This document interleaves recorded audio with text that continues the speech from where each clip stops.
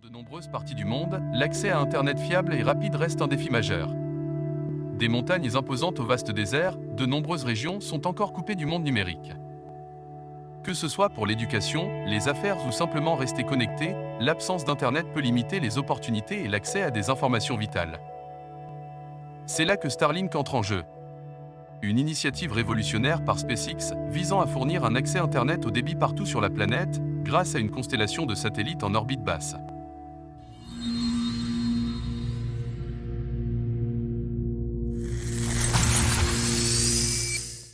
Salut bande de tarés, vous ne me voyez pas encore, mais vous devriez bien m'entendre cette fois-ci.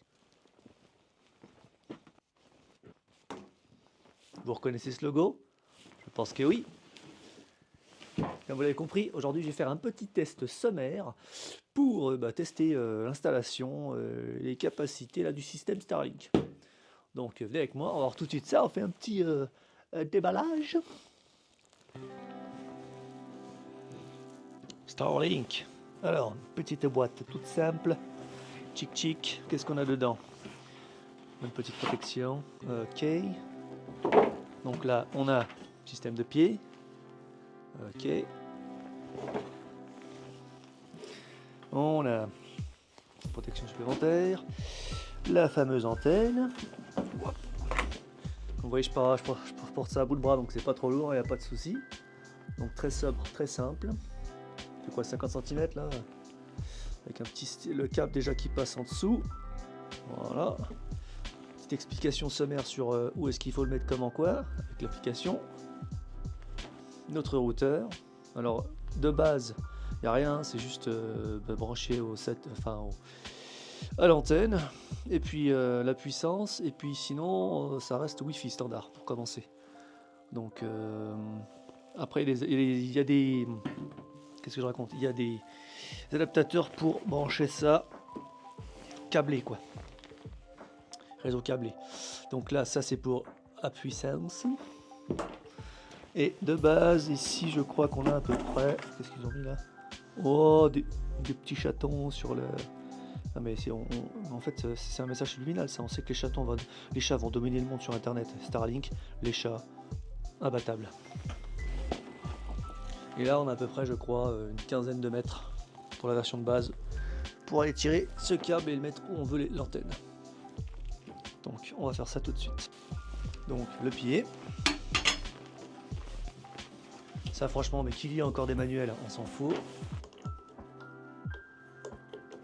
Voilà. Bon, c'est branché. Plus qu'à regarder, maintenant, on passe sur l'application, voir comment on scanne le ciel et voir les données du speed test. Voilà, j'ai pas eu le temps de vous montrer, mais en fait c'est motorisé. Il a commencé à bouger tout le sol, le machin, pour essayer de trouver les meilleurs emplacements. Sauf que là, je suis sous le toit, donc ça va sûrement pas être top. Donc Starlink. Démarrer la configuration. J'ai le standard. Je confirme. Trouver un endroit où la vue du ciel est dégagée. Bon, c'est pas tout à fait le cas. Rechercher les obstructions, normalement c'est ce qu'il faut faire pour bien positionner. Je suis prêt et on y va. Donc là on voit, on a tout plein de petits points et en fait il y a la zone. On voit une zone, vous voyez là c'est plus clair et plus foncé. Donc ce serait la zone où il faudrait que non, ce soit dégagé. Moi c'est tout ce qu'il faut pas, il n'y a pas pire en fait. J'ai là genre 1%. Donc ça va sûrement pas aller.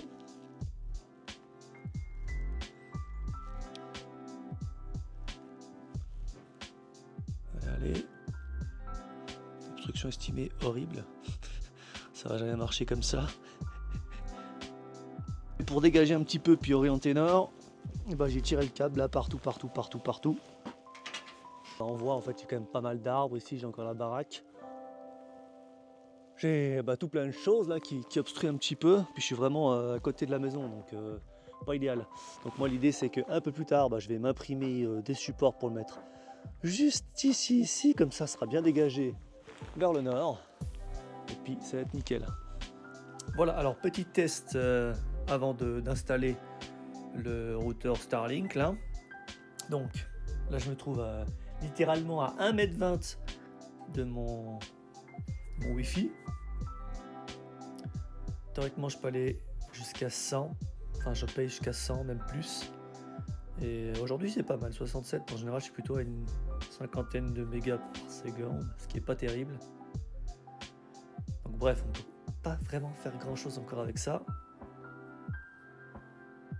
Donc maintenant on va voir avec Starlink qu'est-ce que ça donne. C'est un truc de malade, c'est génial.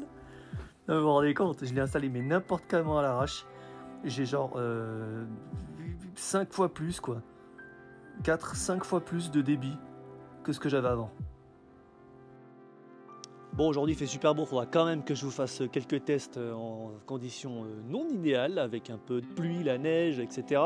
Mais franchement, pour l'instant, c'est vraiment installé en 10 minutes, quoi, même pas. Et puis ça fonctionne.